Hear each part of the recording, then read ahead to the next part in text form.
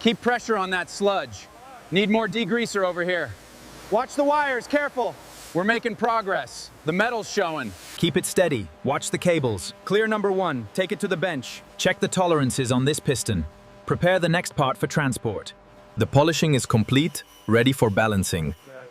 Balanced and within tolerance. Injectors are ready for reassembly. Torque on number 4 cylinder. Reading specs, verified. Applying final grease to the seal, good. Step back, check the alignment one last time. Line up the shaft. Roger, lowering now. Ready the torque tools. Secure the bolts. All right, these corroded trays are coming down.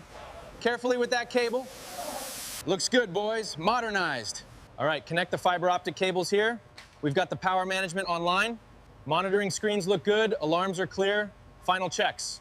Line it up with the starboard marker. Right, bringing it down slowly. Watch your hands, mate. It's tight. Secure the bolts on the hatch now.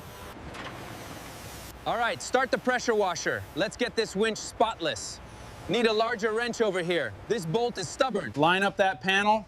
Tighten this bolt. Almost got it. Pass me the screwdriver. Check this against the plans. Roger that.